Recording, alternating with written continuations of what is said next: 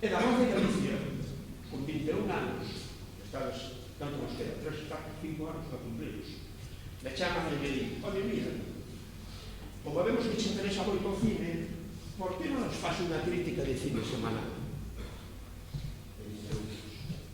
Bueno, non sei se me atreverei nunca a escribir así para publicar, para que te lean outros. Para mí sí, pero para que te lean outros.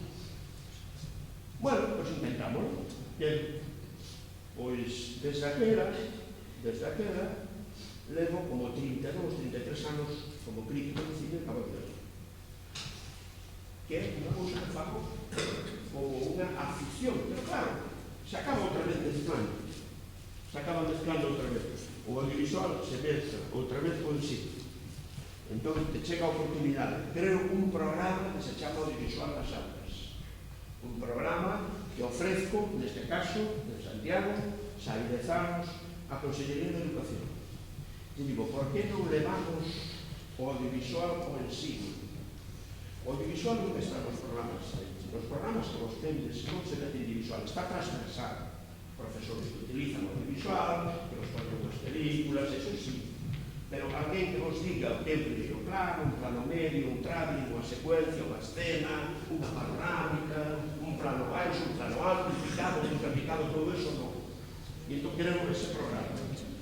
Queremos ese programa que participan del cada ano unha serie de centros. Neste momento está parado por circunstancias económicas, por desgracia, afecta a todo. Queremos ese programa. E entón, a partir dese programa e da miña experiencia, porque xa son historiador, xa son crítico de cine, como historiador fago algúns ensayos, algúnas investigacións, enseñaremos unhas portadas. Entonces, como crítico, como ensayista, como conductor deste programa, me chaman da universidade. En a universidade me digo, oye, por que non ves a clase? Por que non das a clase aquí? E eu tamén o mismo que nos pasa a todos. Non sei que tal, tú ven probas e tal. Bueno, afortunadamente levo 11 anos, 10 ou 11 anos. Quero dicir, que vos quero dicir con todo isto? Que ao final, aquilo que foches na edade na que estades agora, aquela cousa que vos gusta, vos interesa, encauzada por aí, falade cos profesores, preguntadle, e eles vos darán información. Os que vos gusta ver historia, escoitarás a alguén por aí que che diga, mirad, vos conto isto da historia da mente, vos conto isto, para que vos quede claro. Cando nun momento determinado eu digo, vou facer historia, me gusta a historia, algúns amigos me dicen, a historia, pero a historia fai dereito, abogados. Mira, con dereito pode ser abogado, pode ser un despacho, pode dedicar a política, pode facer gestión, convalidanse algunhas asignaturas, podes incluso facer gestión económica, ten moitísimas salidas. Por que non te metes ingeniero? Por que non te metes arquitecto? Un pouco máis difícil a arquitectura, é difícil. É difícil, pois en lugar de 6 anos acaban a 8, pero están forrados os arquitectos. Bueno, ahora mismo están en crisis. Hai arquitectos que están a dúas velas. Por tanto, non fagades nunca caso disso. Fagade do que vos gusta. Fagade do que vos gusta. E entón eu fago historia da arte.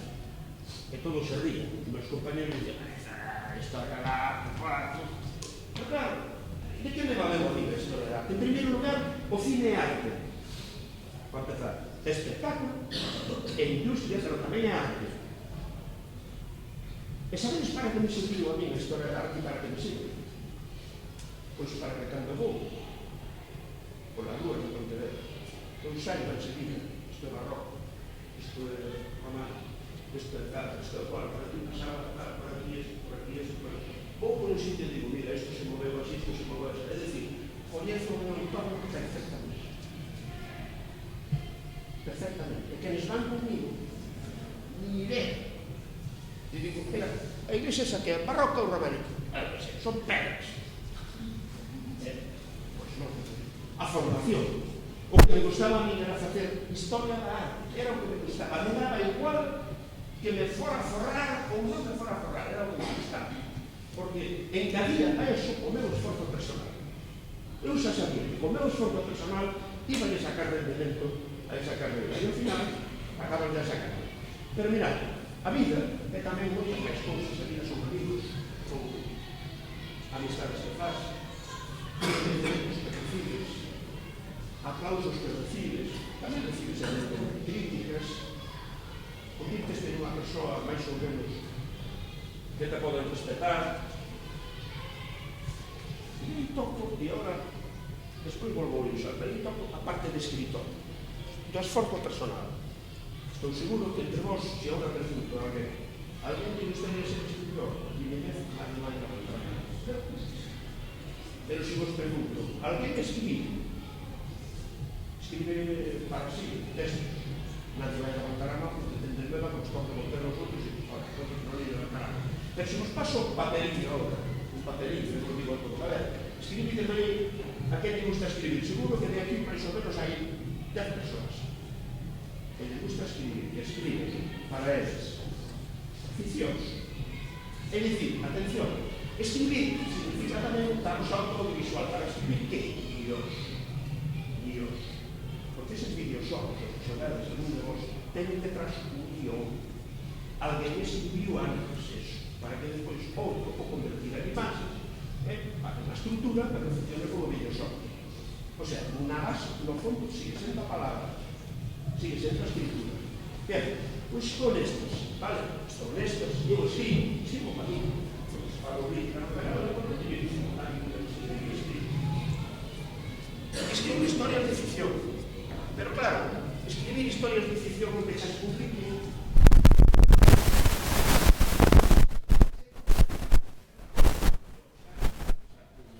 Xa publicara un libro de historia, de cine, ponían uns relatos e os mandei a unha editorial. Pasaban 2, 3 meses, non recibía noticias ninguna. Ata que un día me chama a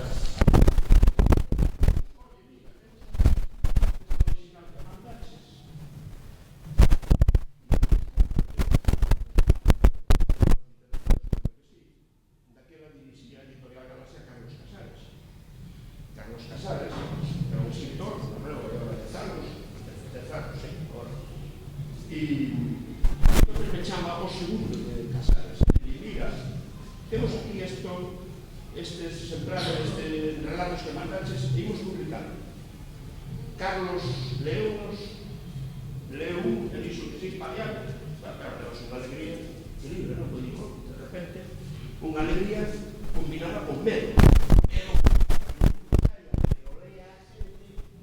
Que che diga que te dediques outra cousa, porque é máis, ou que che diga que é bo, porque entonces te obliga ao segundo a facelo ainda máis esforzo, e ti non te sintes conforme. Pero nesto tiña unha novelina pequena, unha novelina do personaxe, e poñinha mandeina a unha editorial casi simultáneamente. E ao cabo de 2 meses a editorial me mandou unha carta de 5 toneladas. Me la publicaban, que consideraban que a novela tiña problemas, que era un pouco forte, non sei que, eran uns argumentos moi delicados, moi profesionales. Entón, ele dixo, vou a mandar un premio. Si sabe? E efectivamente, manda un premio e sale o premio. O sea, como vedes a vida, como cambia, esa mesma novela que un editor dixo que había problemas, un xurado dun premio considerou que valía a pena.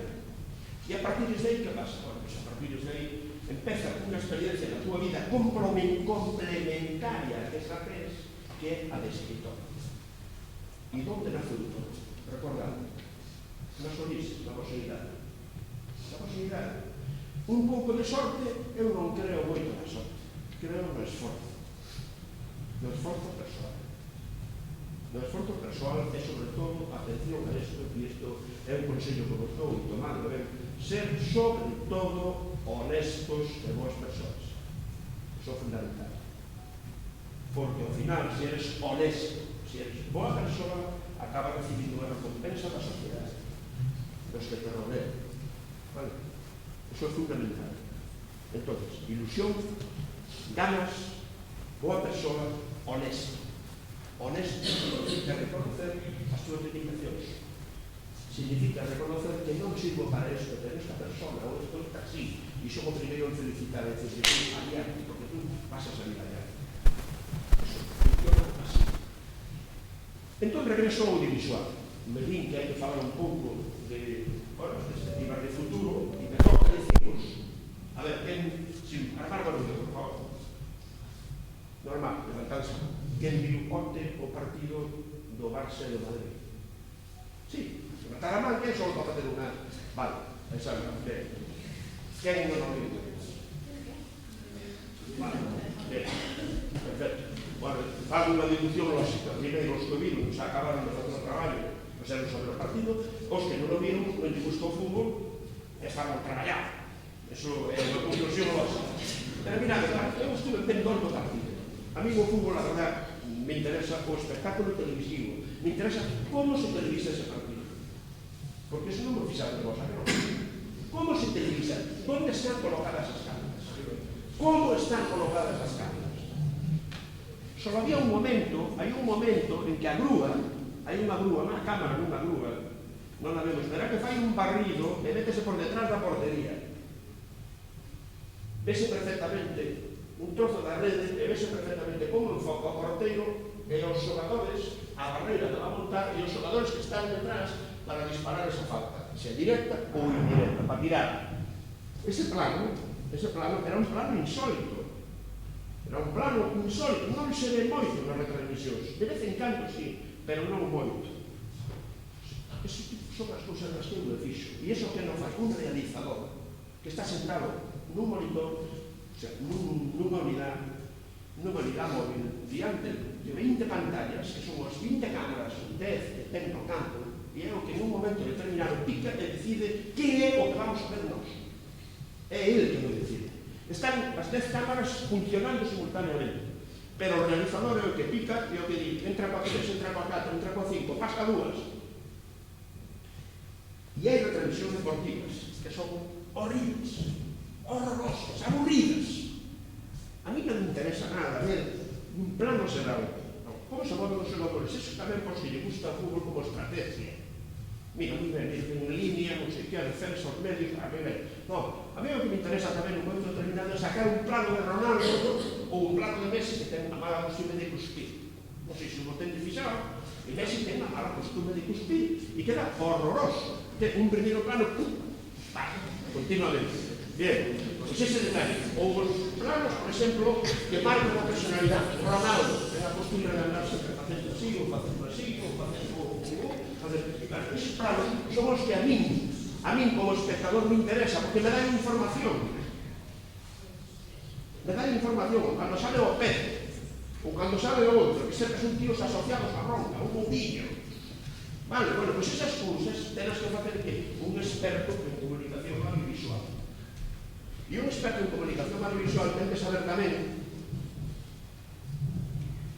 un experto en comunicación audiovisual que debe saber que un primeiro plano non é o mesmo que un plano xeral. Non é o mesmo. Se saco un primeiro plano, estou definindo a tua mirada. Se saco un plano xeral, estou definindo un conxunto. Se meto un ritmo sincopado, un ritmo destas películas que van todas aceleradas, ocorren cousas, pero non ocorre nada. Ocorre unha explosión, pero aquí non te meto en el personaxe, non entendes nada, de perto. Pasar na Fórmula 5, e nos 10 últimos minutos da Fórmula 5 te espero, así. Bum, bum, bum, bum, bum, bum. Para eso ten que haber un experto en comunicación audiovisual.